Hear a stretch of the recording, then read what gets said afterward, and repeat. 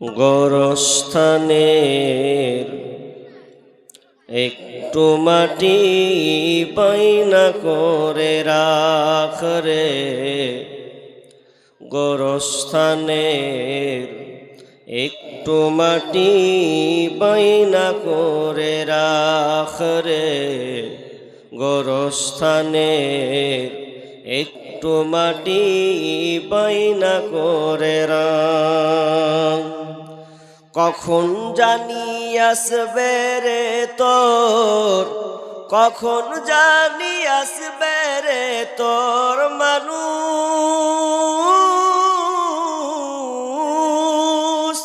কখন জানি আসবে রে তোর দুনিয়া ছাড়ার ডাক রে। গোরস্থানের একটু মাটি বাইনা করে রাখ রে, বাইনা করে রাখ। গোরস্থানের একটু মাটি বাইনা করে রাখ রে, বাইনা করে রাখ। যেই মাটিতে থাকতে হবে, যেই মাটিতে শুইতে হবে সারা নিশিরাত রে। গোরস্থানের একটু মাটি বাইনা করে রাখ রে, বাইনা করে রাখ। কখন জানি আসবে রে তোর, কখন জানি, কখন জানি আসবে রে তোর দুনিয়া ছাড়ার ডাক রে। গোরস্থানের একটু মাটি বাইনা করে রাখ রে, বাইনা করে রাখ। গোরস্থানের একটু মাটি বাইনা করে রাখ রে, বাইনা করে রাখ। মাটির খাঁচায় প্রাণের ময়না চিরদিন তোরা আপন রয় না। মাটির খাঁচায় প্রাণের ময়না চিরদিন তোরা আপন রয় না। খাঁচা ভেঙ্গে পালিয়ে যাবে, খাঁচা ভেঙ্গে, খাঁচা ভেঙ্গে পালিয়ে যাবে হইলে আল্লাহর ডাক রে। গোরস্থানের একটু মাটি বাইনা করে রাখ রে, বাইনা করে রাখ। গোরস্থানের একটু মাটি বাইনা করে রাখ রে, বাইনা করে রাখ। কখন জানি আসবে রে তোর, কখন জানি, কখন জানি আসবে রে তোর দুনিয়া ছাড়ার ডাক রে। গোরস্থানের একটু মাটি বাইনা করে রাখ রে, বাইনা করে রাখ। দাদা গেল, দাদি গেল, পাড়াপড়শি কত গেল, নানা গেল, নানি গেল, পাড়াপড়শি কত গেল। আমার যাওয়ার দিন আসিবে, আমার যাওয়ার, আমার যাওয়ার দিন আসিবে বেশি দূরে নয় রে। গোরস্থানের একটু মাটি বাইনা করে রাখ রে, বাইনা করে রাখ। গোরস্থানের একটু মাটি বাইনা করে রাখ রে, বাইনা করে রাখ। দিনে রাখতে পাঁচ ওয়াক্ত সালাত কাজা করো না, দিনে রাতে পাঁচ ওয়াক্ত সালাত কাজা করো না। সালাত কাজা হইলে পরে, সালাত কাজা, সালাত কাজা হইলে পরে মুক্তি পাবে না রে। গোরস্থানের একটু মাটি বাইনা করে রাখ রে, বাইনা করে রাখ। কখন জানি আসবে রে তোর, কখন জানি আসবে রে তোর দুনিয়া ছাড়ার ডাক রে। গোরস্থানের একটু মাটি বাইনা করে রাখ রে, বাইনা করে রাখ। গোরস্থানের একটু মাটি বাইনা করে রাখ রে, বাইনা করে রাখ। উপস্থিত সম্মানীয় সুযোগ্য আজকের এই চলমান জলসার স্বনামধন্য সভাপতি ও আমার পিছনে বসে থাকা আকাশের সাদৃশ্য আলিম ওলামাবৃন্দ, দূর দূরান্ত থেকে আগত সম্মানীয় অতিথিবৃন্দ এবং আমার সম্মুখে বসে থাকা ইসলাম দরদি ছোট বড় ইমানদার মুমিন ভাই সকল, পাশাপাশি প্রজেক্টের মাধ্যমে দেখনেওয়ালি বসে থাকা সম্মানিতা মা ও বোনেরা, প্রথমে সেই মহান মুনিবের দরবারে প্রশংসা করি যে আল্লাহ আমাদেরকে একটি মাদ্রাসা কেন্দ্রিক আয়োজিত মাহফিলে বিভিন্ন আলোচকের মুখ দিয়ে কোরআন ও হাদিসের আলোচনা শ্রবণ করার যিনি তৌফিক দিলেন বা দিয়েছেন, সে আল্লাহ সুবহানাহু ওয়া তাআলার শুকরিয়া আদায় করি, বলি আলহামদুলিল্লাহ। এসব টিকটিকি গেলা পালাতে শুরু করলো রে বাপ, হ্যাঁ সবটি ছোট ছেলে বসে আছে আগে থেকে, তো পালে বেটে স্বাভাবিক। আর এখন বাজে কত? 12টা নাকি 10 মিনিট কম 12টা। তা আপনারা যারা বসে আছেন আমার ভাই বাবজি যারা, তারা আলোচনা শুনবেন তো ইনশাআল্লাহ? জি শুনবেন ইনশাআল্লাহ? হাত তুলেন তো, কজন শুনবেন না? আপনারা শুনবেন না? হ্যাঁ গো, বেড়ে ফেলিয়েন না ভাই। আপনাদের এই নেপালে আমি প্রোগ্রাম অনেকে চেয়েছে কিন্তু দি নাই, বা আমি ডেট বাই ডেট মিলাতে পারি নাই।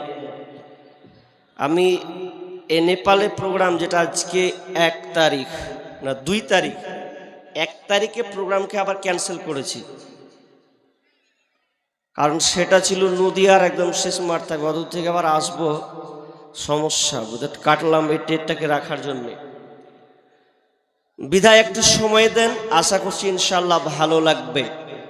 তবে লোক যদি চলে যায় তাহলে তো আলোচনা ফুটে উঠবে না, শ্রোতা ওপরে নির্ভর করে বক্তব্য, ঠিক কিনা? যারা আলোচক তাদেরকে জিজ্ঞাসা করবেন।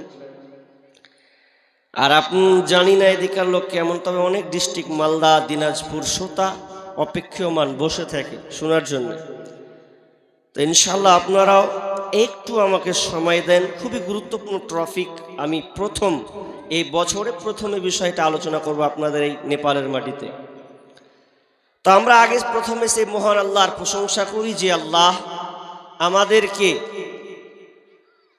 খুব সুন্দর সামিয়ানার নিচে বসার, কোরআন ও হাদিসের আলোচনা শোনার যে একটা সুযোগ করে দিয়েছেন, সে আল্লাহ সুবহানাহু ওয়া তাআলার শুকরিয়া আদায় করি। সকলে জোরে বলি আলহামদুলিল্লাহ, বা একটু জোরে বলেন আলহামদুলিল্লাহ।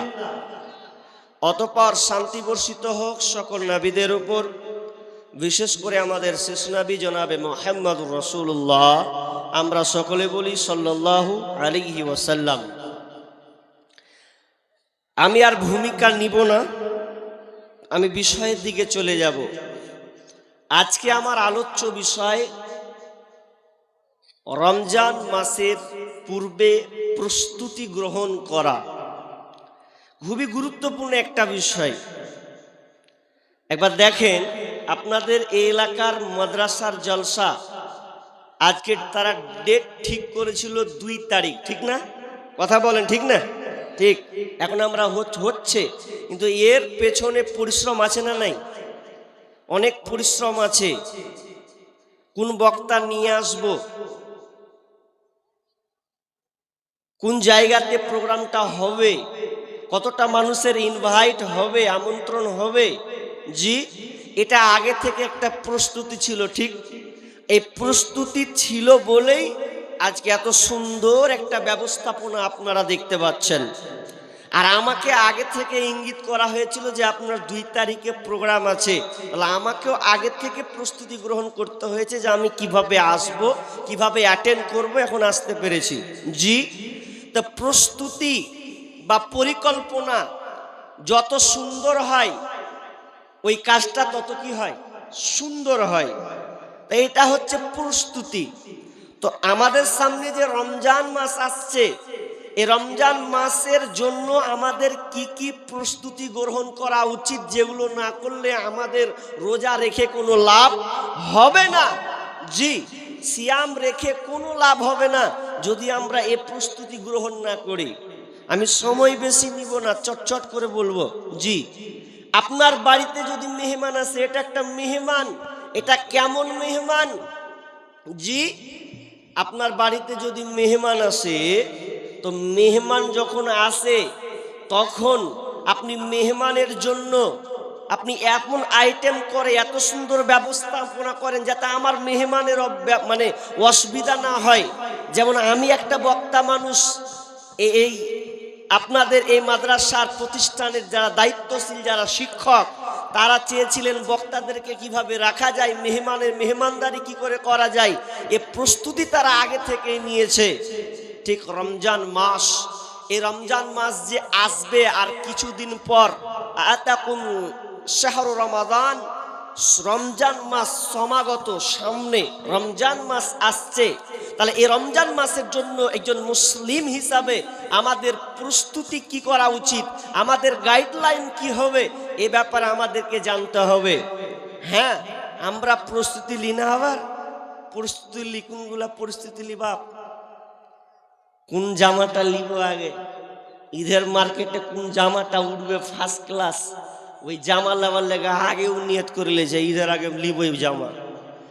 মেয়ে ছেলে যারা আছে ওরা বলছে কোন ড্রেসটা মহিলাদের ভালো ড্রেস হবে ওই ড্রেসটা নিব।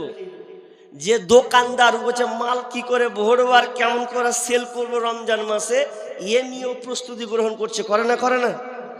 এদিকে আছে কিভাবে মাল ভরবো, রমজান মাসে মাল কিভাবে মানে বৃদ্ধি করব, এর মালের দাম কেমন হবে।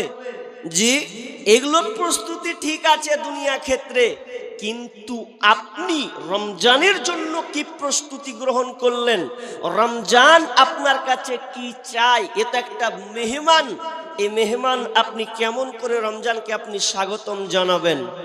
জি, কি করে আপনি স্বাগতম জানাবেন, অথচ এই রমজান মাসে আপনি রোজা রাখবেন, আপনাকে আল্লাহ মুত্তাকি বানাবে।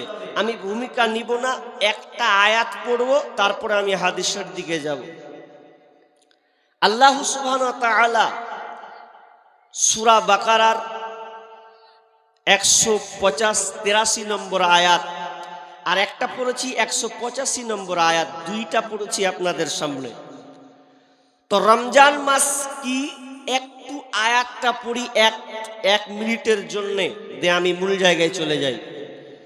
বিসমিল্লাহির রহমানির রহিম। ইয়া আইয়ুহাল্লাযীনা আমানু কুতিবা আলাইকুমুস সিয়ামু কামা কুতিবা আলাল্লাযীনা মিন ক্বাবলিকুম লাআল্লাকুম তাত্তাকুন। ইয়া আইয়ুহাল্লাযীনা আমানু, হে ঈমানদারেরা, যারা তোমরা ঈমান নিয়ে এসেছো, কুতিবা আলাইকুমুস সিয়াম, তোমাদের ওপরে রমজান মাসের রোজাকে ফরজ করা হয়েছে, তোমাদের জন্য রমজান মাসের সিয়ামকে ফরজ করে দেওয়া হয়েছে। কামা কুতিবা আলাল্লাযীনা মিন ক্বাবলিকুম, শুধু তোমাদের ওপরে নয়, তোমাদের পূর্ববর্তী যারা ছিল তাদের ওপরে রোজাকে ফরজ করে দেওয়া হয়েছিল। কেন করা হয়েছে? তোমাদের ওপরে করেছি এবং পূর্ববর্তী লোক যারা তাদের ওপরে ছিল, কেন এটা ফরজ করেছি? আল্লাহ বলছেন লাআল্লাকুম তাত্তাকুন, যাতে করে তোমরা মুত্তাকি হতে পারো, আল্লাহ ভীরু হতে পারো, তাকওয়াবান পরহেজগার তাকওয়া তোমরা অর্জন করবে। এই জন্য আমি আল্লাহ রমজান মাসের রোজাকে ফরজ করেছি। ভুলবো না, ভোলা যায় নাকি মাহে রমজানের স্মৃতি, ভুলবো না, ভোলা যায় নাকি মাহে রমজানের স্মৃতি। এই মাসেতে কত ফজিলাত, এই মাসেতে কত ফজিলাত জানো কি মুসলিম জাতি। ভুলবো না, ভোলা যায় নাকি মাহে রমজানের স্মৃতি, ভুলবো না, ভোলা যায় নাকি মাহে রমজানের স্মৃতি।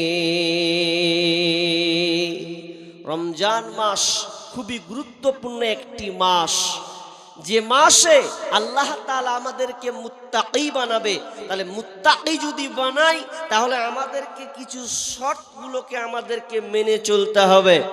জি, আপনি রমজানকে কেমন করে স্বাগতম জানাবেন, অথচ আল্লাহ তাআলা নিজে এই রমজান মাসকে স্বাগতম দিয়েছেন।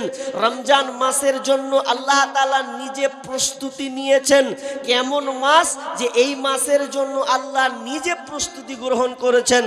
আল্লাহ রাসূল বলছেন ইস্তাহিদু মা লা ইস্তাহিদুনা ফি গায়রি, ইস্তাহিদু ফি গায়রি মা লা ইস্তাহিদুনা ফি গায়রি। আল্লাহ রাসূল বলছেন যে আল্লাহ রাসূল এই মাসে যত পরিশ্রম নিতেন, মানে পরিশ্রম করতেন, অন্য কোন মাসে এতটা পরিশ্রম করতেন না। জি, যত পরিশ্রম করতেন অন্য কোনো মাসে এত পরিশ্রম করতেন না। কারণ যে আল্লাহ তাআলা এই রমজানের জন্য এত প্রস্তুতি নিয়েছেন। বিষ্ণু বলছেন ইজা দাখালা রমাদান ফুতিহাত আবওয়াবাস সামা ওয়া গুল্লিকাত আবওয়াবাল জাহান্নাম ওয়া সুলসিলাতিশ শায়াতিন। আল্লাহর নবী বলছেন যখন রমজান মাস এসে যায়, ইজা দাখালা রমাদান ফুতিহাত আবওয়াবাস সামা, তখন আসমানের দরজাকে ওপেন করে দেওয়া হয়, আসমানের দরজাকে খুলে দেওয়া হয়। এবং ইজা দাখালা রমাদান ফুতিহাত আবওয়াবাস সামা ওয়া গুল্লিকাত আবওয়াবাল জাহান্নাম, এবং জাহান্নামের দরজাকে বন্ধ করে দেওয়া হয়। ওয়া সুলসিলাতিশ শায়াতিন, এবং শয়তানকে জিনজের দিয়ে বেঁধে রাখা হয়। আল্লাহ তাআলা এত প্রস্তুতি নেন। কত গুরুত্বপূর্ণ মাস। আল্লাহ সুবহানাহু ওয়া তাআলা বলছেন শাহরু রমাদানাল্লাযী উনজিলা ফীহিল কোরআন, এই রমজান মাসে রমজানকে প্রেরণ করা হয়েছে, অবতীর্ণ করা হয়েছে। রমজান মাসে কোরআনকে পাঠানো হয়েছে। তার মানে কত রমজান মাস কত গুরুত্বপূর্ণ। এই জন্য আমাদেরকে কি প্রস্তুতি গ্রহণ করতে হবে? আল্লাহ সুবহানাহু ওয়া তাআলা নিজে প্রস্তুতি নিয়েছেন, নবী নিয়েছেন, এবং আমাদেরকে প্রস্তুতির নিয়ম বর্ণনা করে দিয়েছেন, বলে দিয়েছেন আমার উম্মতেরা কি করে প্রস্তুতি নেবে। এই জন্য তিনি আমাদেরকে বিভিন্ন হাদিসের আলোকে আমাদেরকে বুঝিয়েছেন কিভাবে প্রস্তুতি নিব। আমি আজকে যেহেতু সময় পাবো না, 5খানা প্রস্তুতির কথা বলবো। 5 পাঁচখানা প্রস্তুতি। নাম্বার ওয়ান, এক নাম্বার প্রস্তুতি আমাদেরকে নিতে হবে কি, যে প্রথমে এক নাম্বারে আগে ইমানকে ঠিক করতে হবে। বক্তব্য ভালো করে শুনেন, যে কটা লোক আছেন ধ্যান দিয়ে শুনেন, আপনার কাজে লাগবে। এক নাম্বার, প্রথমে আগে আপনাকে ইমান ঠিক করতে হবে। ইমান যদি আপনার ঠিক না থাকে, কারণ আল্লাহ প্রথমে সম্বোধন করেছে ইয়া আইয়ুহাল্লাযীনা আমানু, হে ইমানদার, হে ইমানদারেরা। তাহলে ইমানদার মানে ইমানদারকে টার্গেট করে আল্লাহ সম্বোধন করেছেন। তাহলে আমাদেরকে প্রথম নম্বরে ইমানকে আগে ঠিক করতে হবে। যদি ইমান ঠিক না থাকে তাহলে আমাদের রোজা রেখে কোনো লাভ হবে না। হ্যাঁ গো ভাই, আপনার একটা বন্ধু আছে হিন্দু বা খ্রিস্টান, আপনার ভালো ফ্রেন্ড। এখন আপনাকে যদি বলে বন্ধু আমিও রোজা রাখবো, আচ্ছা ও যদি সাহারি খায়, সাহারি খেয়ে যদি আমাদের সঙ্গে ইফতারি করে, আচ্ছা বলো ও রোজা হবে? কথা বলে না কেন, রোজা হবে? রোজা হবে না।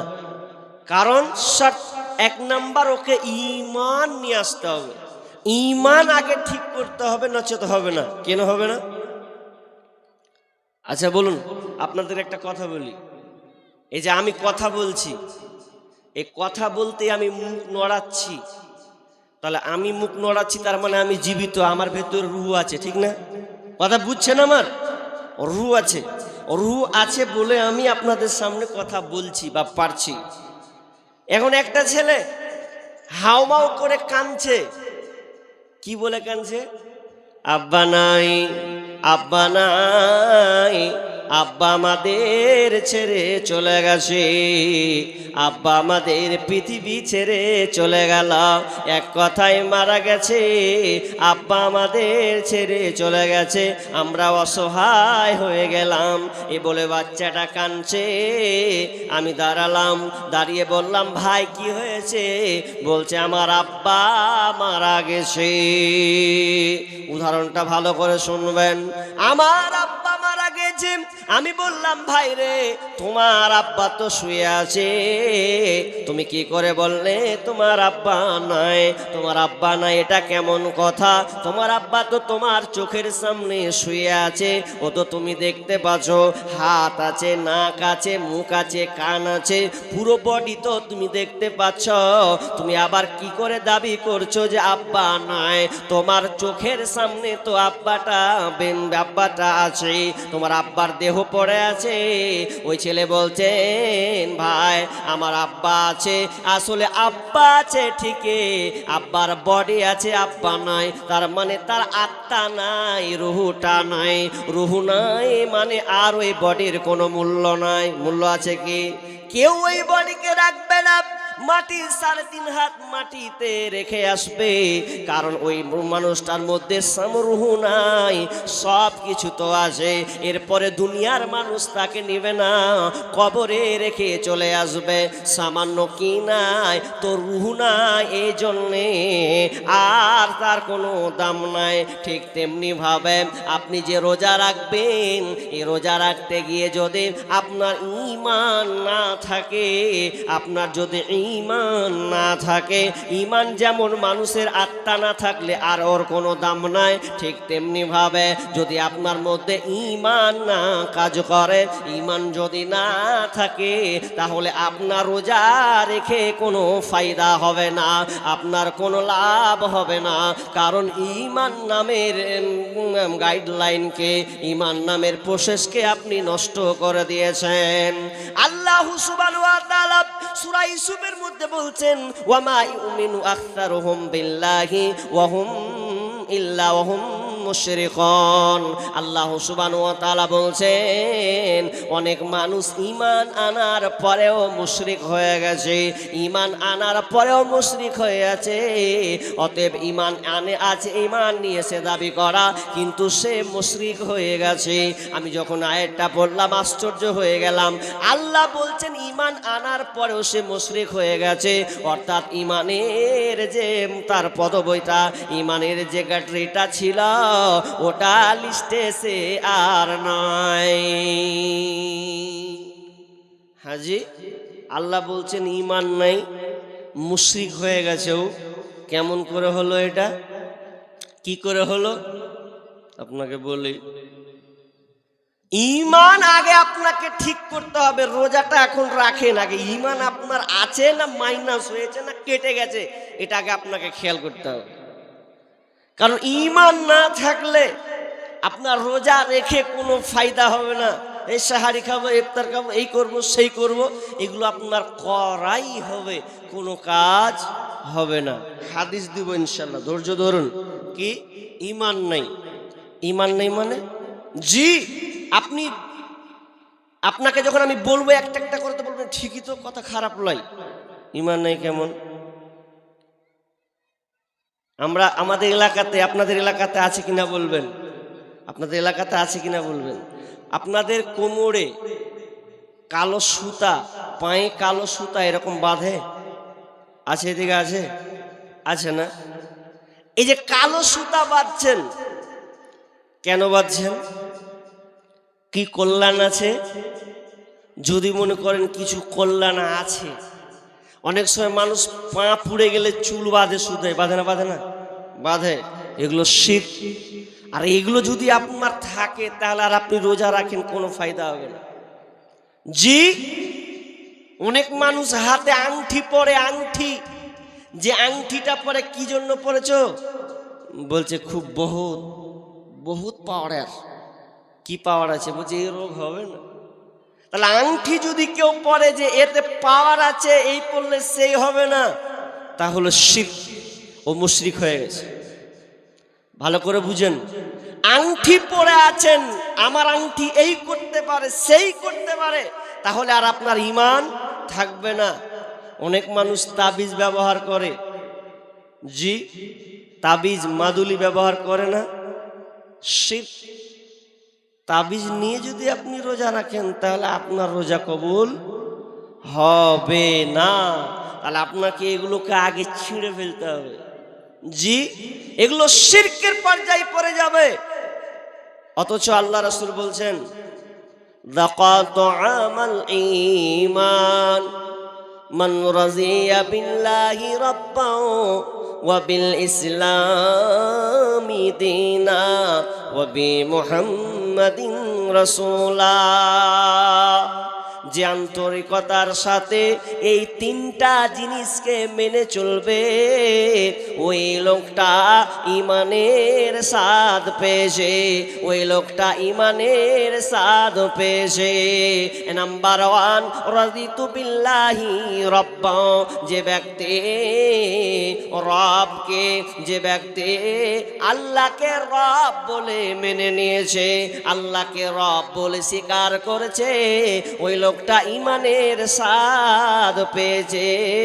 মান রাজিয়া বিল্লাহি রাব্বান ওয়া বিল ইসলামি দীনা, এবং ইসলামকে দিন হিসাবে গ্রহণ করে নিয়েছে।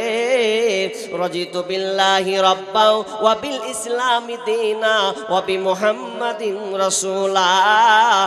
আর নবীকে, শেষ নবী মুহাম্মদ সাল্লাল্লাহু আলাইহি ওয়াসাল্লামকে নবী হিসাবে মেনে নিয়েছে। এই তিনখানা যে কাজ করেছে, ওই লোকটা ঈমানের স্বাদ পেয়েছে। নাম্বার 1, 1 নম্বরে আল্লাহ রাসূল বললেন মান রাজিতু বিল্লাহি রাব্বা। যে ব্যক্তি আল্লাহকে রব বলে মেনে নিয়েছে, রব বলে স্বীকার করে নিয়েছে।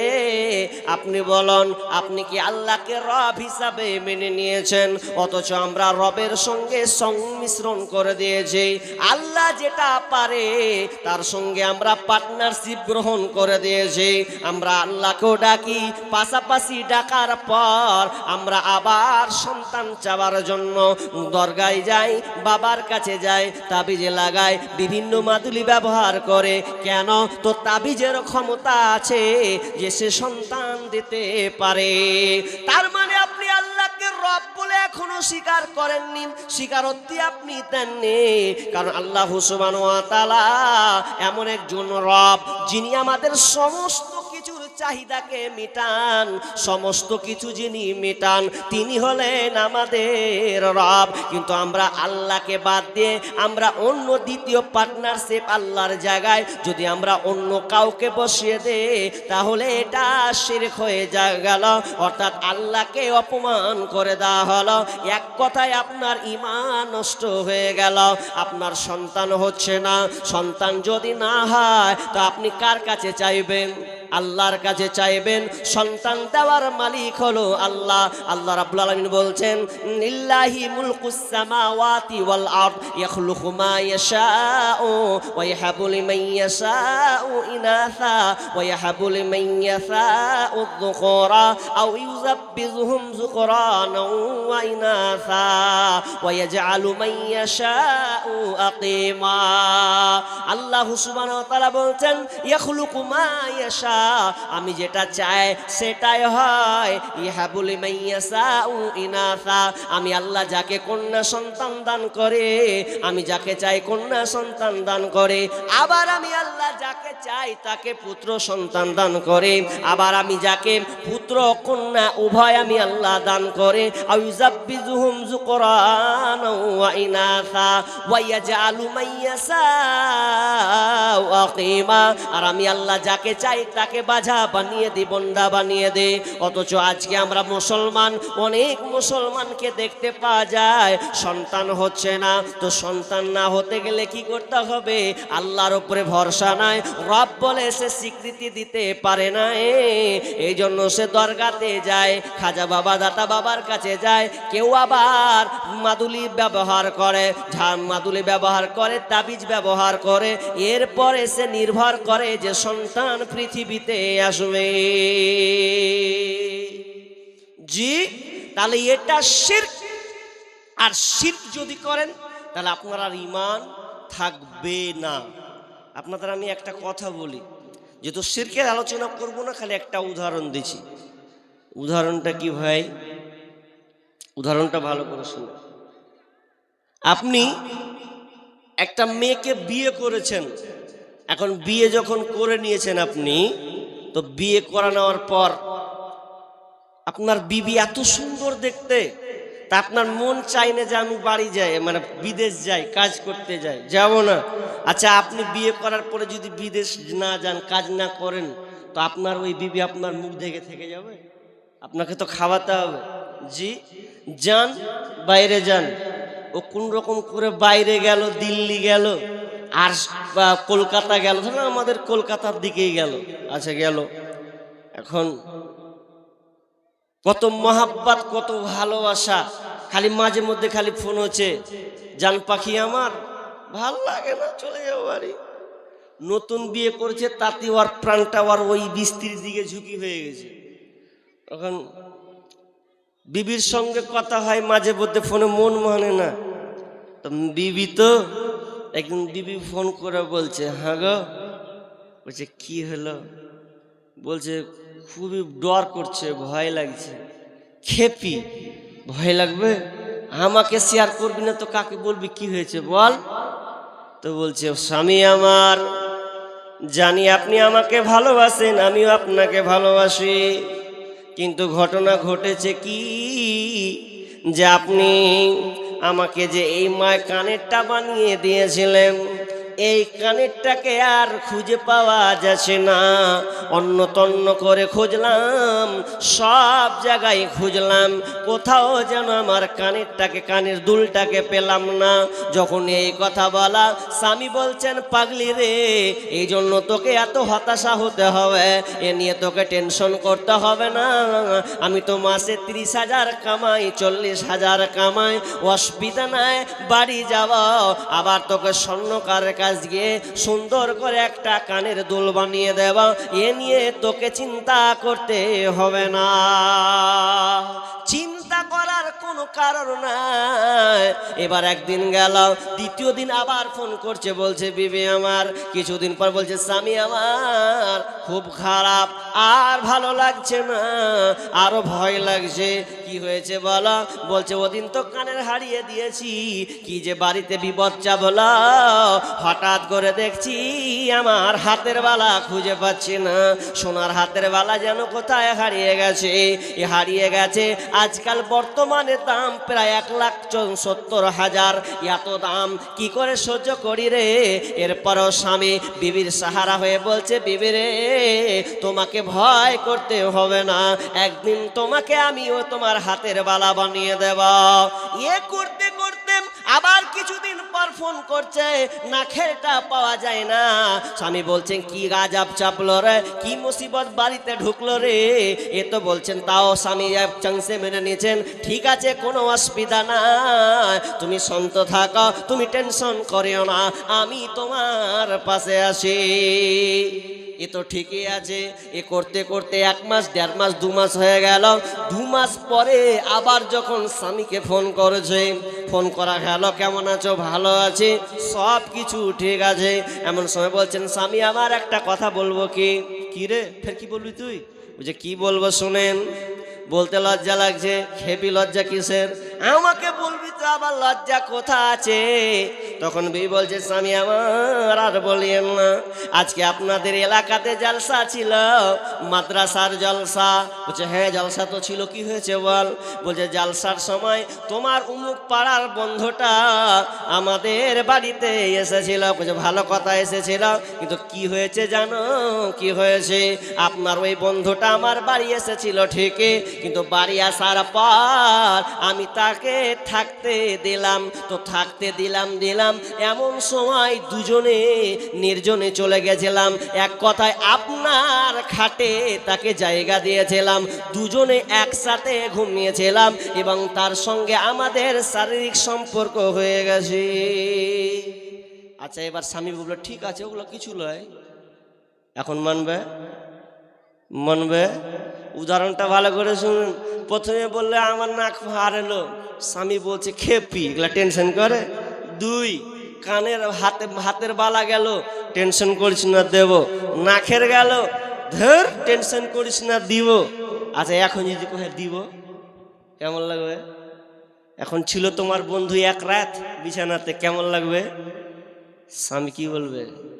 শোন, প্রথমে বলেছিলি নাকের দুল হারিয়েছে, অসুবিধা নাই, হাতের বালা হারিয়েছে, অসুবিধা নাই, নাকের ফুল হারিয়েছে, মেনে নিলাম, অসুবিধা নাই, কিন্তু তুই এমন একটা কথা বলেছিস, তুই আমার জায়গা বাদ দিয়ে আমার জায়গাটাকে অন্যজনকে তুই দিয়ে দিয়েছিস, আমার জায়গাটাকে অন্য কাউকে দখল করতে দিয়ে দিয়েছিস, তার মানে আমাকে বাদ দিয়ে অন্যজনের সঙ্গে তোর সম্পর্ক হয়েছে।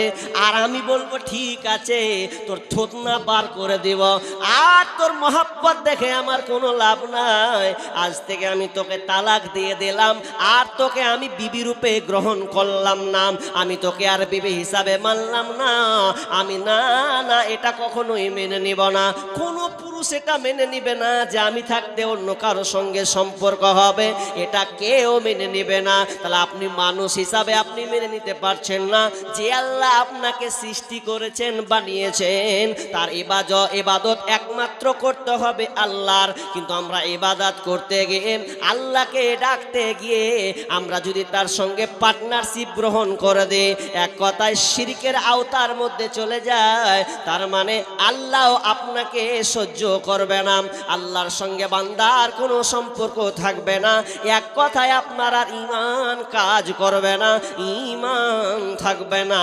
তাহলে 1 নাম্বার হচ্ছে রাজিতু বিল্লাহি রব্বা, আপনাকে আল্লাহকে রব হিসাবে মেনে নিতে হবে, তিনি আমাদের পালনকর্তা, তিনি আমাদের সব কিছু দেনেওয়ালা। তাহলে সমস্ত কিছু যিনি আমাদের দেন, সমস্ত কিছু যিনি আমাদের চাহিদাকে মেটান, জন্ম থেকে নিয়ে মৃত্যুর মধ্যে পর্যন্ত যা কিছু আমাদের চাহিদা আছে, প্রয়োজন আছে, সমস্ত জিনিস যিনি মিটান, তিনি হলেন আমাদের রব।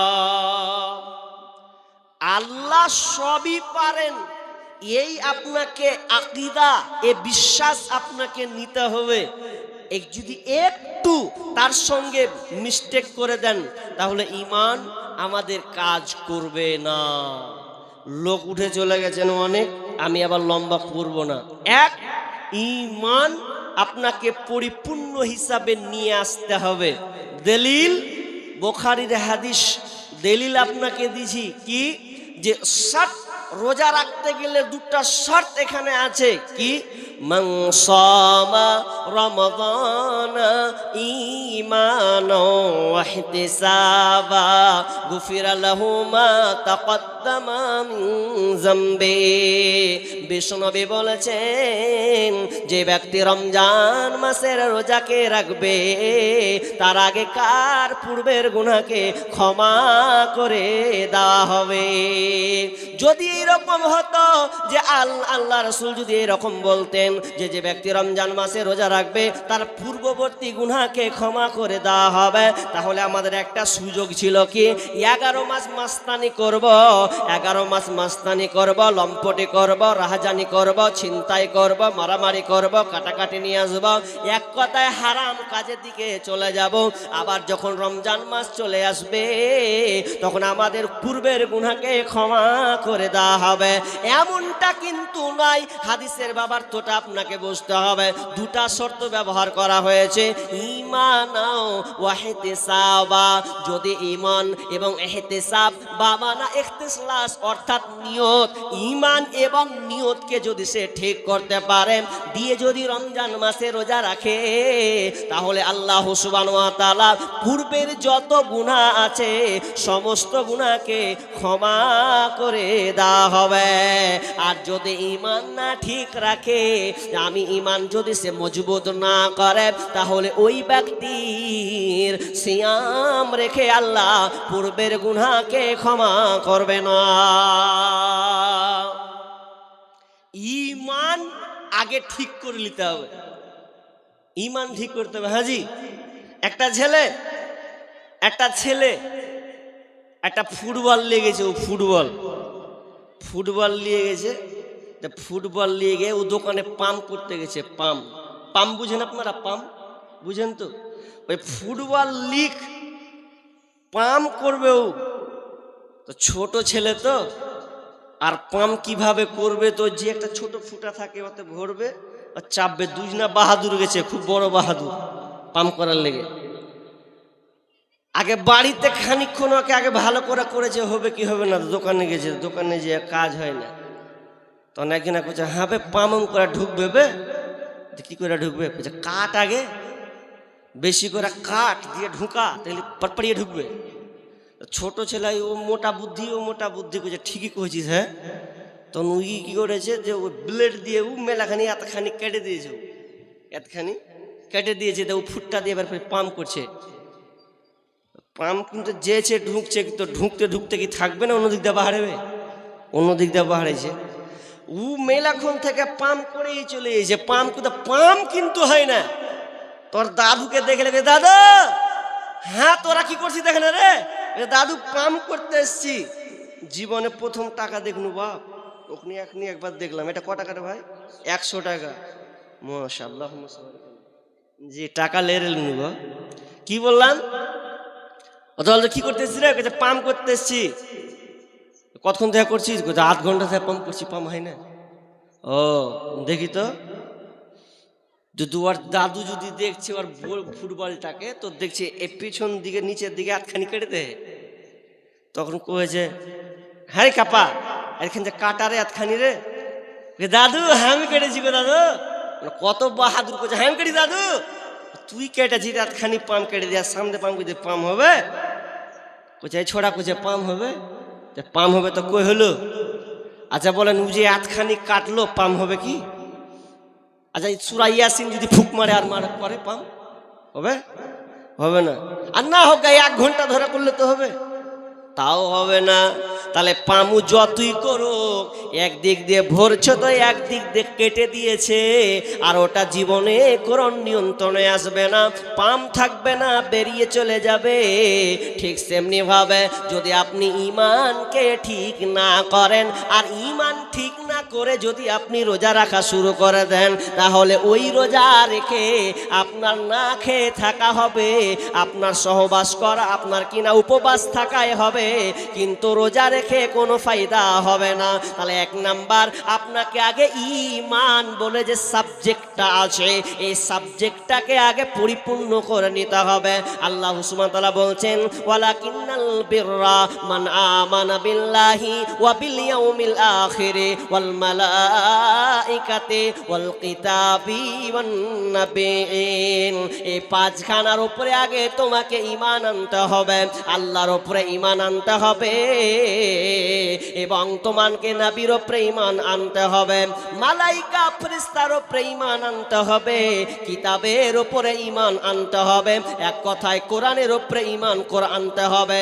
আর 5 নাম্বার, পরকাল বলে যে আখিরাত বলে একটা জায়গা আছে, তো ইহকাল একটা হলো পরকাল, ওই পরকালের উপরে তোমাকে ঈমান নিয়ে আসতে হবে। আর হাদিসে একটা আছে 6 নাম্বার, আপনি আপনার ভাগ্য অর্থাৎ যে আপনার নসিবে যেটা আছে এটার উপরে আপনাকে ঈমান নিয়ে আসতে হবে। যদি আপনি এই 6খানা সাবজেক্টের উপরে নিয়ে আসতে পারেন ঈমান, তাহলে আপনার ঈমান ঠিক আছে। এরপরে আপনি রোজা রেখে দেন, তাহলে আপনার রোজাকে কবুল করা হবে।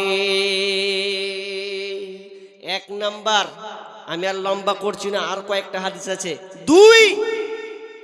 2 নম্বর শর্ত, আপনাকে প্রস্তুতি করতে হবে নিয়ত। নিয়ত আপনার কি বলছেন? নিয়ত যদি আপনার ঠিক থাকে তাহলে রোজা কবুল হবে। নিয়ত কেমন জানেন? আপনি রমজান মাস পেলেন, আপনি বদমাশি লোক, পাপী লোক, এখন যদি আপনি আল্লাহকে বলেন যে আল্লাহ আর জীবনে এগুলো কাজ করব না, আজ থেকে আমি অন্যায় ছেড়ে দিলাম, আজ থেকে আমি অপকর্ম ছেড়ে দিলাম, দিয়ে যদি আপনি আল্লাহর কাছে তাওবা ইস্তেগফার করে আপনি যদি রোজা করেন, তাহলে ও রোজা কবুল হবে। আপনি বদমাশি নিয়ে রোজা করবেন, নিয়ত যদি আপনার গোলমাল থাকে, তাহলে আপনার রোজা কবুল হবে না। কারণ বিষ্ণু বলছেন, ইন্নাল্লাহা ইয়ানজুরু ইলা কুলুবিকুম ওয়া আমালিকুম, আল্লাহ তাআলা নজর দেন না তার দিকে, ওই দিকে লক্ষ্য করেন না। কিসের দিকে? ইলা সুয়ারিকুম আমওয়ালিকুম, তার চেহারা কত সুন্দর, তার সম্পদ কত আছে, এগুলো আল্লাহ কিন্তু দেখে না, বরং ওয়ালাকিন ইয়ানজুরু ইলা কুলুবিকুম ওয়া আমালিকুম, বরং আল্লাহ রাসূল বলছেন আল্লাহ তাআলা তার তার কি দেখে? ইলা কুলুবিকুম ওয়া আমালিকুম, তার অন্তরটাকে আল্লাহ দেখেন, তার অন্তরটা কেমন, তার অন্তরটা কি বলছে এবং তার আমালটা কেমন আছে। আল্লাহ এই 2টা জিনিস দেখে, বাকি আপনার চেহারা, আপনার ধন সম্পদ আল্লাহ দেখেন না। যদি তোমার এই 2টা জিনিস থাকে, তো এই 2টা জিনিসকে আল্লাহ দেখে। 2টা জিনিস দেখেন। জি, আমরা যে কুরবানি দিই, তো কুরবানি দেওয়ার সময় যে একটা আয়াত পড়া হয়, সূরা হাজের আয়াতটা আছে, লাইয়ানাল্লাহা লুহুমুহা ওয়ালা দিমাউহা ওয়ালাকিয়ানালুহু তাকওয়া মিনকুম। জি, আল্লাহ তাআলা কারো রক্ত মাংস এগুলো আল্লাহ দেখেন না, কি দেখেন? তার তাকওয়া দেখেন, তাকওয়া দেখেন। জি, তাকওয়া অর্থাৎ তার ঈমান, পরহেজগারিতা, তার অন্তর কি, তার তাকওয়া কি বলে। জি, আপনি যদি কুরবানি দেন এই নিয়তে যে আমার মাংস এত হবে, আমি গ্রামের টপ লেভেলার, আমি সবচাইতে সেরা, আমার 1 নম্বর গরু, আমার 1 নম্বর খাসি, যদি এরকম বলেন, তাহলে কিন্তু আপনার কুরবানি আল্লাহর কাছে কবুল হবে না। আপনি বড় দিয়েছেন, একটা গরিব লোক ছোট দিয়েছে, একটা বকরি দিয়েছে ছোট, ওটাই দিয়েছে, আল্লাহ সন্তুষ্টের জন্য দিয়েছেন, ওরটা কবুল হবে, কিন্তু আপনারটা হবে না। কারণ অন্তর দেখবেন, অন্তর আপনার কি বলে, আল্লাহ এটাই দেখতে চায়। নিয়ত আপনাকে আগে ঠিক করতে হবে, কারণ ওয়াহতেসাব, নিয়ত আপনার কেমন, এই নিয়ত আল্লাহ দেখতে চান। আমি আর লম্বা করব না, 2টা হয়ে গেল। নাম্বার 3 নাম্বার, আপনাকে প্রস্তুতি গ্রহণ করতে হবে। সেটা কি? যে আপনি 3 নাম্বার প্রস্তুতি গ্রহণ করবেন যে আপনি যেই রমজান মাস যখন আসবে, তখন আপনি একটা ঘর ঠিক করবেন। ভালো করে বুঝেন, ঘর। আজকে আমাদের বর্তমান প্রেক্ষাপটে মানুষের বাড়ি আর বাড়ি, দুতলা তিনতলা, চারখান পাঁচখান করে বিল ঘর, কিন্তু আফসোস, বড় পরিতাপের বিষয় যে ইবাদত করার জন্য একটা আমরা ঘর করি না। একটা পার্সোনাল ঘর থাকলো, ওখানে বসে একটু কান্নাকাটি করব, নামাজটা পড়বো, রাতে উঠবো, এই রকম পরিকল্পনা আমরা ঘর করি। দেখেন, ডাইনিং রুম আছে, ওয়াশরুম আছে, বসার আপনার কিনা মেহমানদারি রুম আছে, বিভিন্ন ধরনের আমরা রুম বানাই, কিন্তু আমরা একটা পার্সোনাল ঘর বানাই না।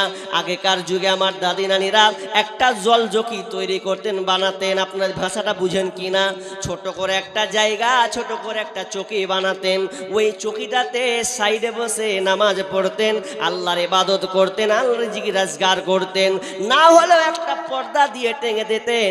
আজকে আমাদের মুসলমানের ঘরে এইরকম একটা ঘর পাওয়া যায় না, যেখানে সুন্দর জায়গা, নিরিবিলি জায়গা, কিছুই নাই, শুধু নামাজ পড়া যাবে, এইরকম জায়গা কিন্তু আমরা ঠিক করি না। যদি আপনার ওই জায়গাটা ঠিক থাকে, তাহলে আপনি আল্লাহকে ডাকতে পারবেন, বেশি বেশি ইবাদত করতে পারবেন, আর আল্লাহর ইবাদত করতে পারলে আপনার রমজান মাসে স্বাগতম আপনি মুকাম্মাল করতে পারবেন। তো 3 নাম্বার, আপনাকে আগে ঘর ঠিক করে নিতে হবে। ছেলে মেয়েকে নিয়ে বসবেন, বলবেন এখানে মাঝে মধ্যে বসবে, সাইডে বসবে, এখানে তাসবিহ তাহলিল করবে, আল্লাহকে ডাকবে, কিন্তু আজকে বর্তমানে এই সিস্টেমটা নাই। কিন্তু আমি আপনাদের বলে গেলাম, অবশ্যই একটা জায়গা ঠিক করে নেবেন। আপনি তো আর 24 ঘন্টা মসজিদে থাকবেন না, কখনো তো আপনি বাড়িতে থাকবেন। বিদায় বাড়িতে যখন থাকবেন, যেহেতু এটা রমজান মাস, এটা স্বাগতমের মাস, রহমতের বান, মাগফিরাতের মাস, এই জন্য আপনি একটা জায়গাকে আগে ঠিক করে নেবেন। জায়গাটা ঠিক এই জন্য করবেন যাতে করে আপনি ওখানে কোনো ক্রমে 2 রাকাত নামাজ পড়তে পারলেন, ওখানে হাত তুলে একটু দোয়া করলেন, কান্নাকাটি করলেন, তাহলে আপনার জন্যই সাকসেস হবে। 3, ঘর ঠিক করেন। 2, তাড়াতাড়ি কাটবো। 4 নম্বর, 4, আপনার ঘরটাকে পাপ মুক্ত ঘর বানাতে হবে। ভালো করে বুঝেন। 4 নম্বর কি? ঘরকে পাপ মুক্ত ঘর বানাতে হবে। কেমন পাপ মুক্ত ঘর? টিভি আছে নাই? আপনাদের টিভি আছে না নেই? ঘরে ঘরে টিভি আছে, মানে খুব কম আছে নাকি? মুর্শিদাবাদ প্রত্যেকটা ঘরে ওর দেখা থেকে তুলিলে হাম বলিব, আমার ছেলে তোর কাজ যাবে না। জি, রেসারেসি করে টিভি আছে। তো টিভিটা যদি লাই, আচ্ছা বলুন, টিভি যদি থাকে ওই ঘরে ইবাদত করা মন চাবে? আপনার বিবি করবে? রিমোট নিয়ে তো সিরিয়াল, আপনার দিকে সিরিয়াল দেখে গো। সিরিয়াল বুঝেন আপনারা? সিরিয়াল বুঝেন? হ্যাঁ, ওদের না বুঝেন তো বুঝিয়ে দিছি। সিরিয়াল আপনার এদিকে নেই মনে হচ্ছে নাকি? খুব কম। সিরিয়াল বলতে ভারতের সবচেয়ে মারাত্মক রোগ সিরিয়াল। মেয়েদেরকে পাগলা করে দিলে, মানে শাশুড়ি আর বউয়ের ঝগড়া খাবে সিরিয়াল থেকে শুরু হয়েছে।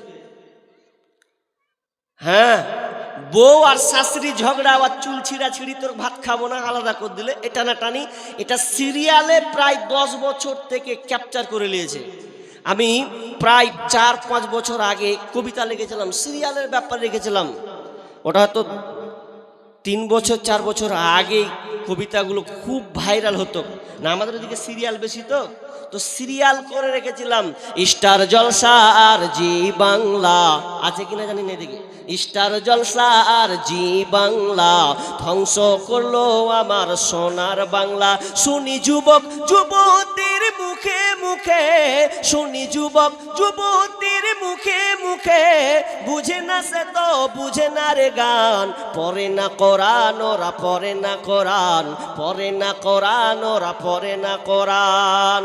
ইষ্টি কুটুম আর জলনপুর ঝগড়া ঝাঁটি সে তাই সকাল দুপুর। এটা সিরিয়ালের নাম বলছি, ইস্টিম কুটুম জলনপুর সিরিয়ালের নাম।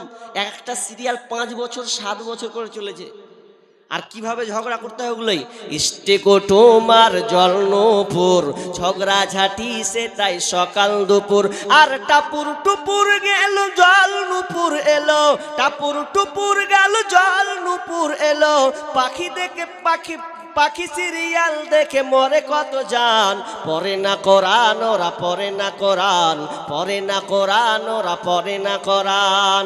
পড়েছে তারা ইংলিশ মিডিয়ামে, তাই বাপকে ডাকে আবার ড্যাডি নামে। সরি সরি বললে কি আর, সরি সরি বললে কি আর, কবরেতে পাবে আসান। পড়ে না কোরআন ওরা, পড়ে না কোরআন, পড়ে না কোরআন ওরা, পড়ে না কোরআন। আপনারা জানেন কিনা জানি না, একটা পাখি সিরিয়াল যখন এলো তো মেয়েরা দাবি করলো স্বামীর কাছে পাখি জামা নিব, না হলে আর ঈদগাহ যাব না। কোন জায়গা যাব না, পাখি জামা দিতে হবে। এখন স্বামী কইছে হ্যাঁ রে দাম যে মেলে রে, শুনবো না। ওই যে সিরিয়াল দেখে এখন পাখি জামা এরকম দেখতে এখন লিতি হবে। কত যে জান দিলে আর কত যে ফাঁসি দিলে আল্লাহ জানে। জি, খুবই মারাত্মক সিরিয়াল, একটা পরিবারকে গ্রাস করে নিয়েছে, শেষ করে দিয়েছে। টিভি টিভি আপনি রাখবেন না, টিভিটাকে বন্ধ করুন। কতক্ষণ ভালো দেখবে আপনার বিবি? জি, ঘরটাকে পাপ মুক্ত করতে হবে, পাপ মুক্ত, যাতে আপনার ঘরে এসে কেউ পাপাচারের কথা না বলে। জি, লম্বা করছি না। নাম্বার 5 নম্বর কথা হলো যে আপনি নিজেকে পাপ মুক্ত হবেন।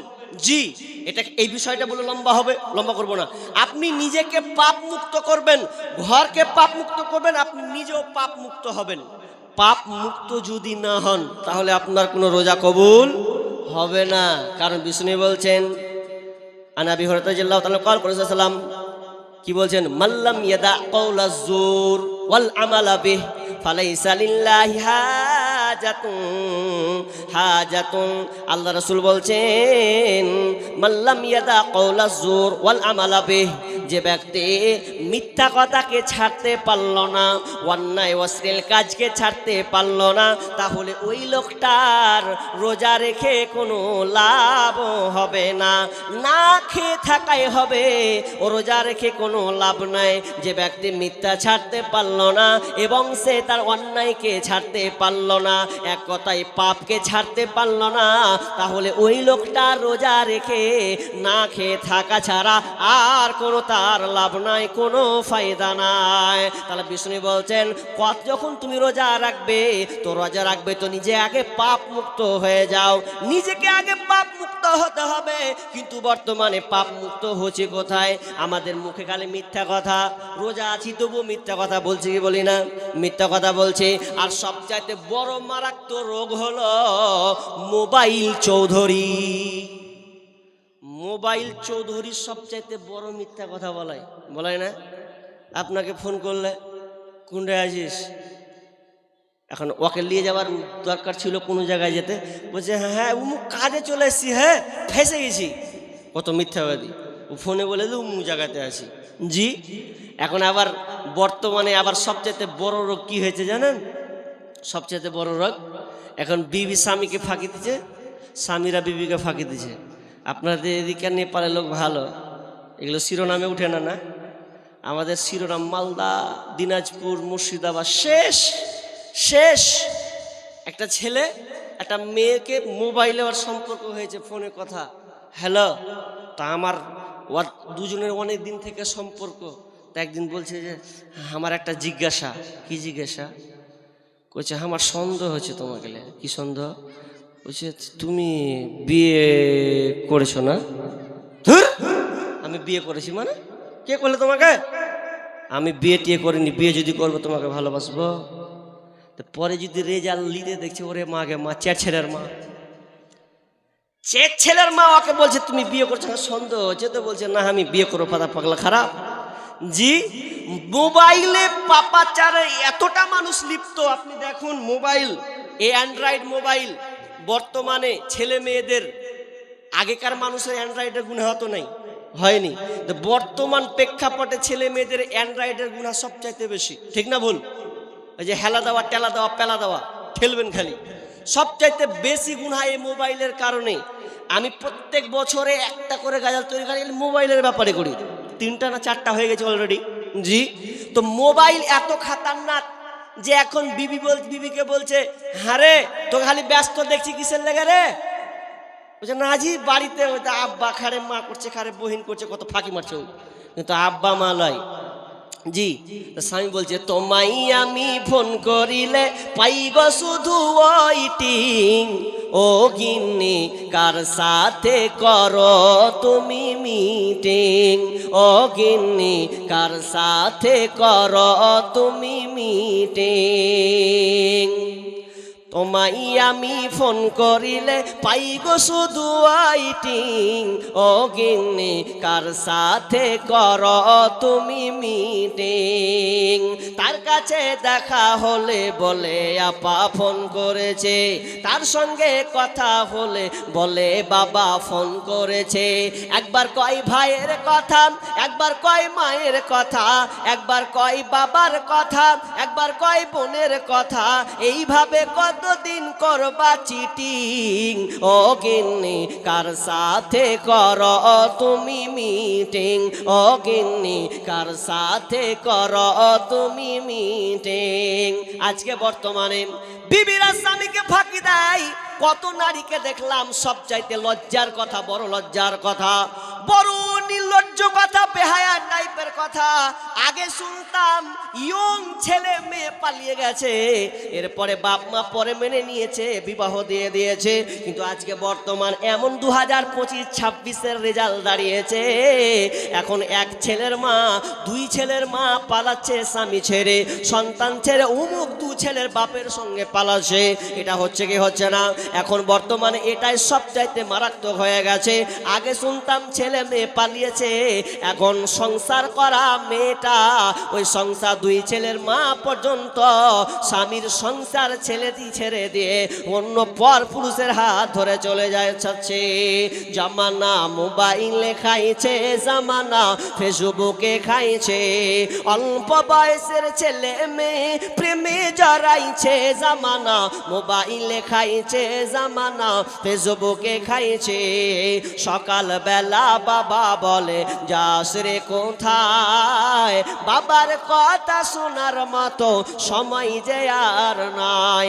রাস্তার পাশে বসে বসে ছেলেরা, রাস্তার পাশে বসে বসে ফ্রি ফায়ার খেলছে। জামানা মোবাইলে খাইছে, জামানা ফেসবুকে খাইছে।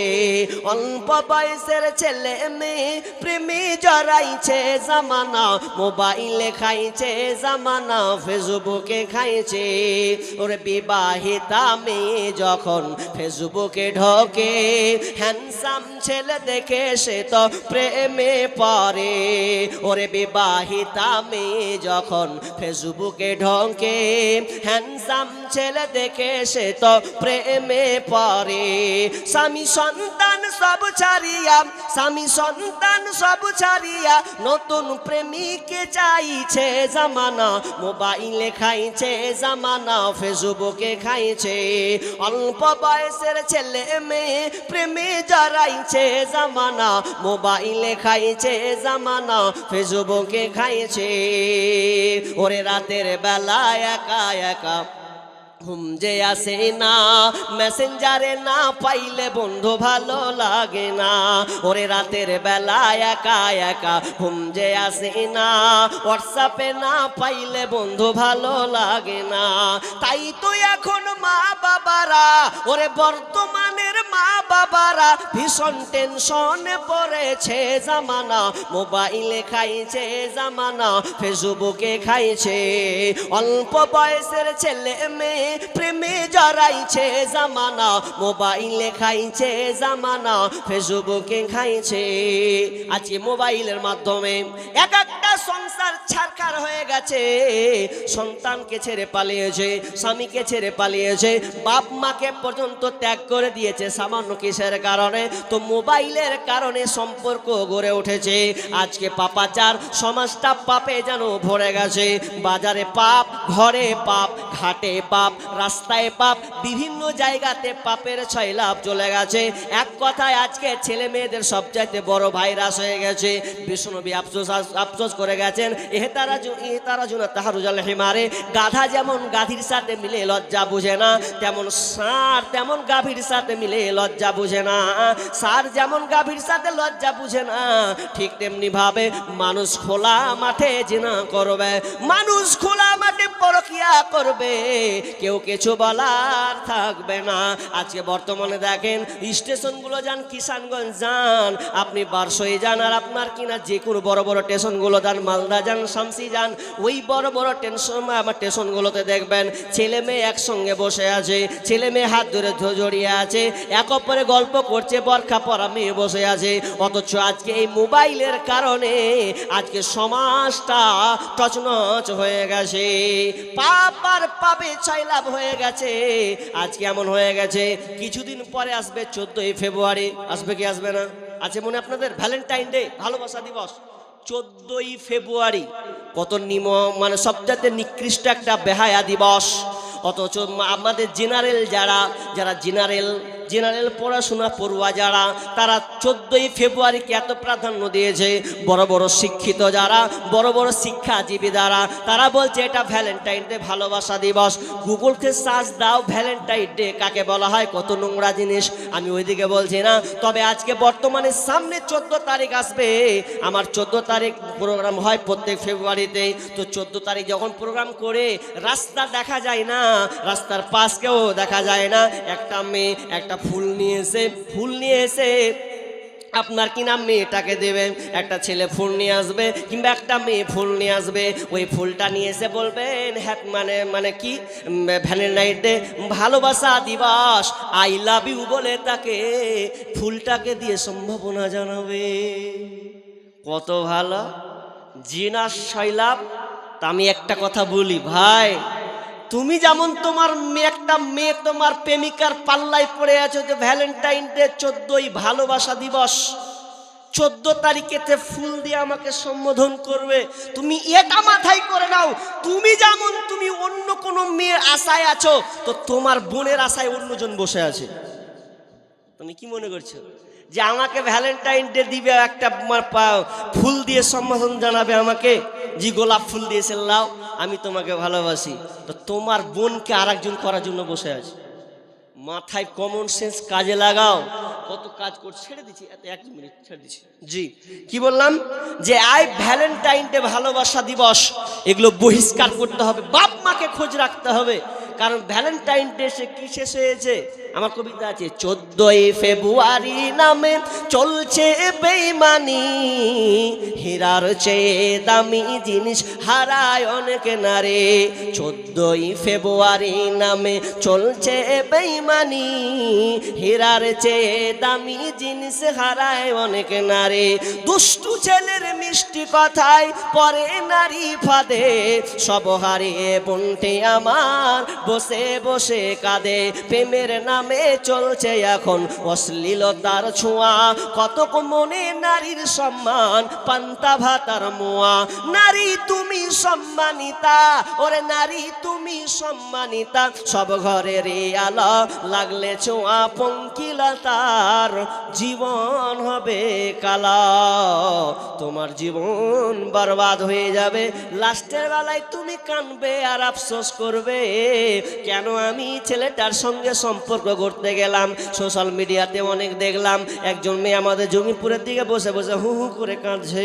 ওকে বলা কি হয়েছে, বলছে আমার সব শেষ, ছেলেটা আমাকে ভালোবাসবো বলে 4 বছর থেকে আমাকে ব্যবহার করছে, আমার বালা নিয়ে পালিয়েছে, আমার কিনা সোনা ছিল ওগুলো 3 লক্ষ টাকা আমার কাছ থেকে নকল করেছে, এখন সে অন্য জায়গায় বিয়ে বসে গেছে। কাঁদো কাঁদো কাঁদো।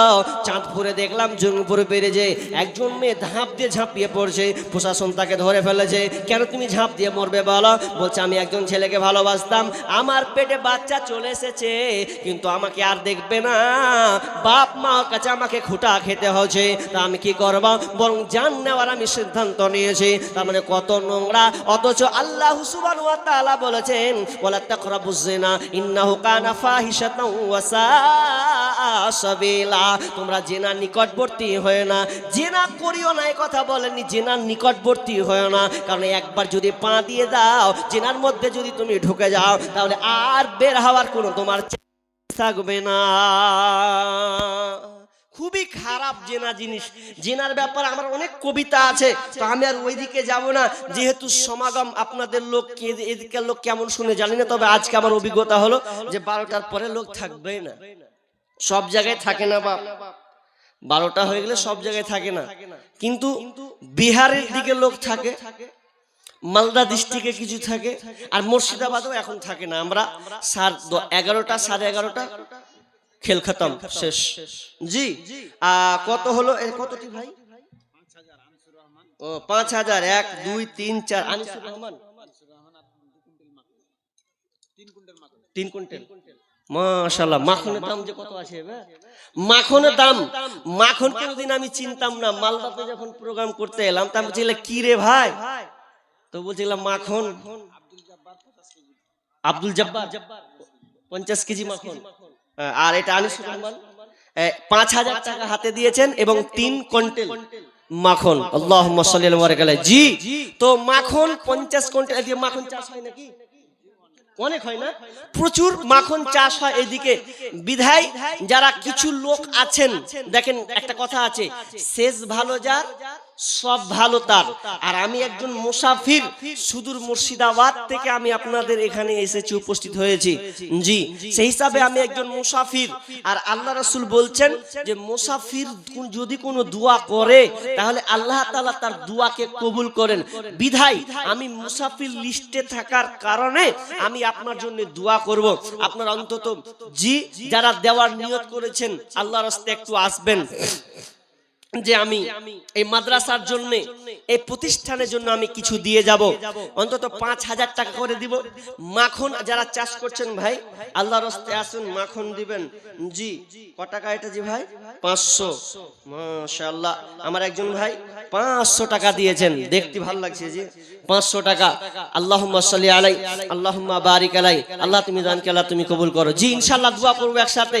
মা বোনরা আছে কি ভাই? মা বোনরা আছে? হ্যাঁ, ফুল হয়ে আছে না? মা বোনরা অনেক বসে আছে, কিন্তু সামনে লোক নাই, তো ওই জন্য আমি বায়ানটাকে শর্ট করে দিলাম।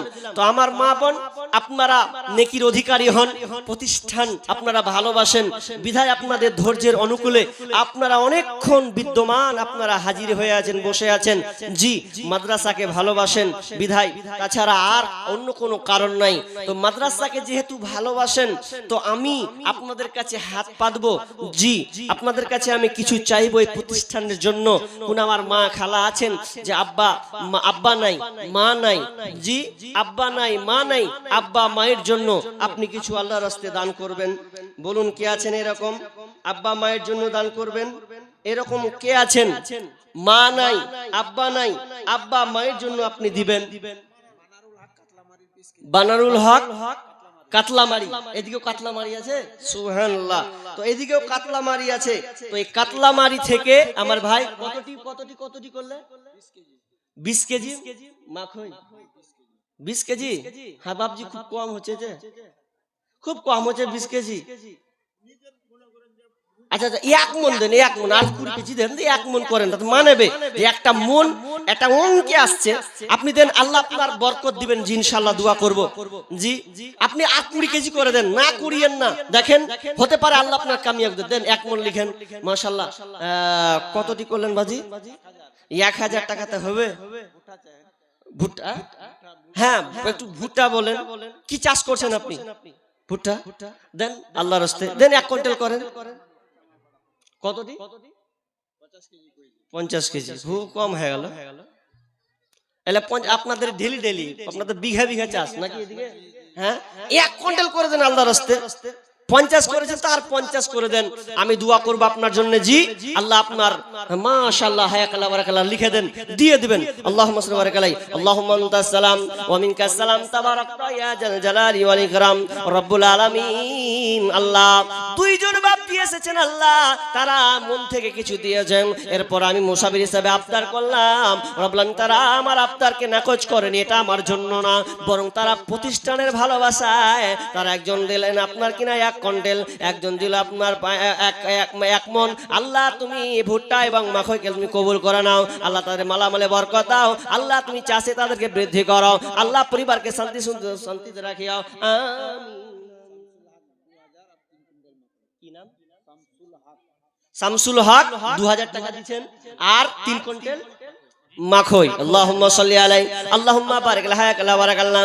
আল্লাহ তুমি দানকে কবুল করে নাও, বালা মুসিবত দূর করে দাও, রোজগারে বরকত দাও, আমিন আমিন। কার প্রেমেতে ভুলে রইলে আল্লাহ রে ইনসান না মানলি ফার মান রে তুই না মানলি কোরআন। শিশু ছিলিম জুয়ান হইলি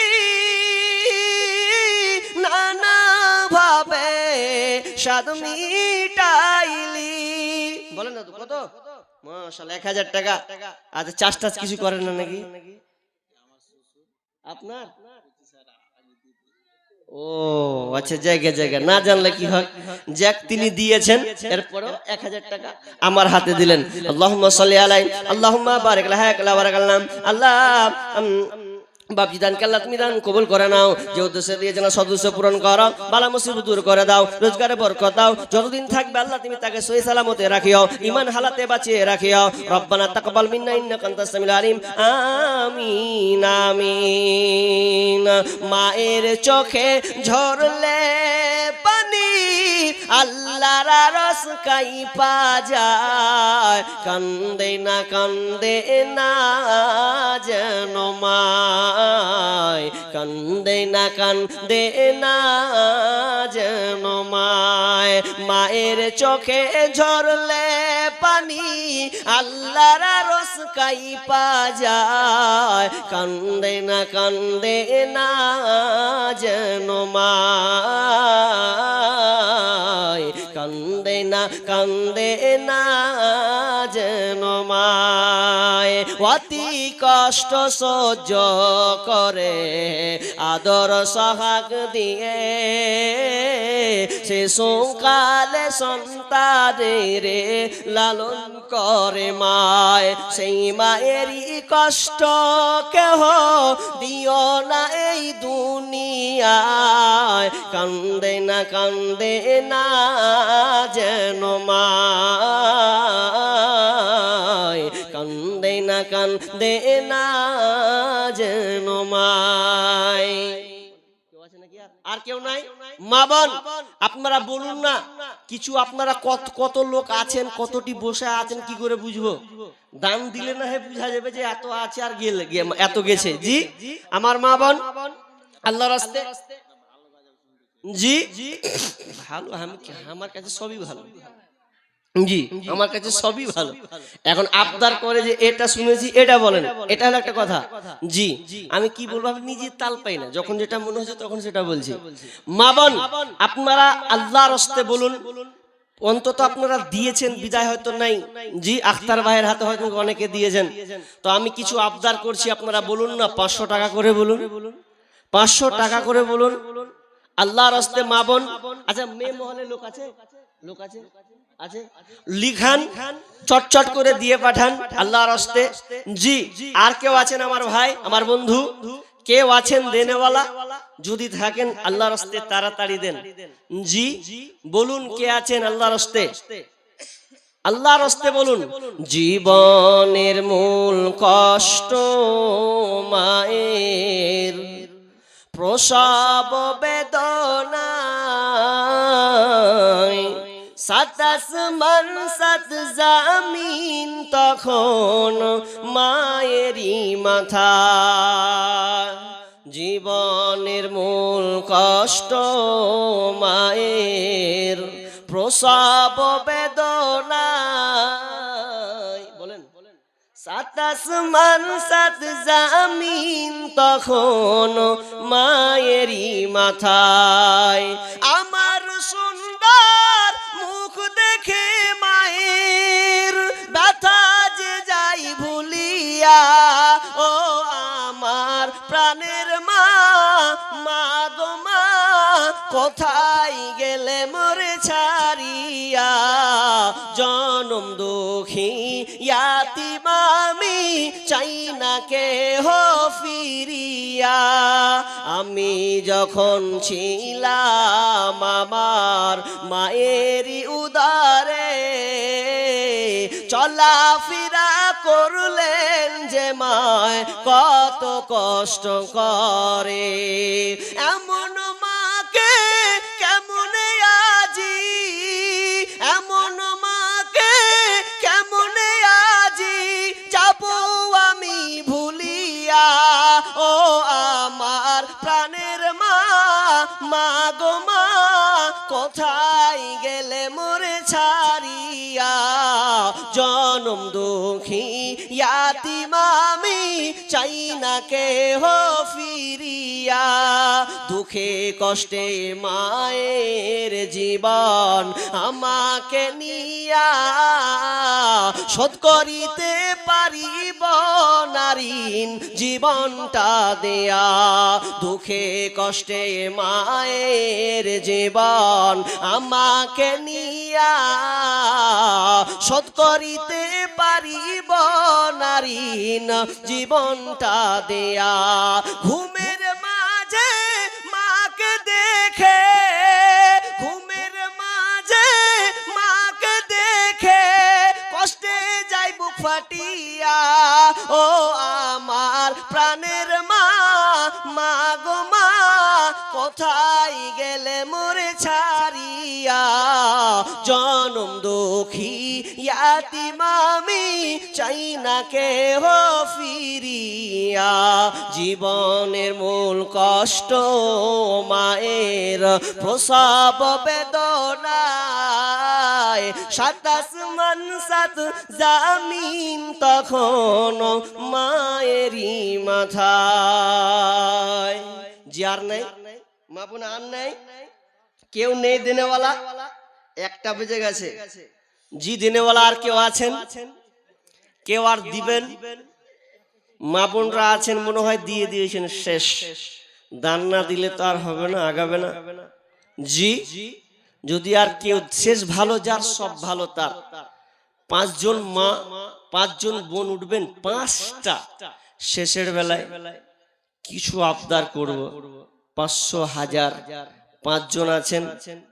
আপনাদের দিকে আংটি মালা দান করেন? পড়েছিল, হাতের বালা পড়েছিল না দুটা। শেষের বেলাতে এখন বোন আছেন, হাতের আংটিগুলো 2-4 জন দিবেন। টাকা নেই, শেষ, টাকা সব শেষ হয়ে গেছে। কিন্তু আপনার ইচ্ছা যদি থাকে যে আমি নাই তো হাতের আংটিটা দিব, এরকম কেউ আছেন? আল্লাহর রাস্তায় কেউ আছেন বলুন? কোন আমার মা, কোন বোন যে আপনি হাতের আংটি দিবেন, এরকম কেউ আছেন? একজন দাঁড়ান, কেউ আছেন আল্লাহর রাস্তায়?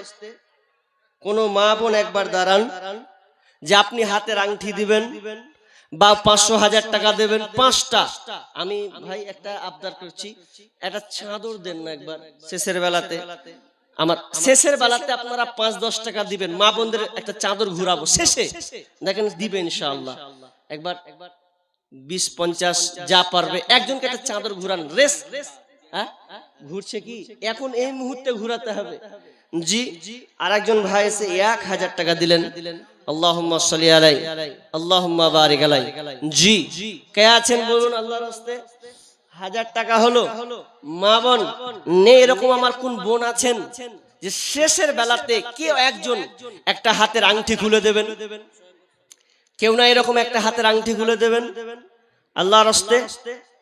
জি 5 জন মেয়ের কাছে একবার চাদরটা একবার ঘুরাচ্ছি, আমি একটা সঙ্গীত বলছি, এতে শেষ করে দেব।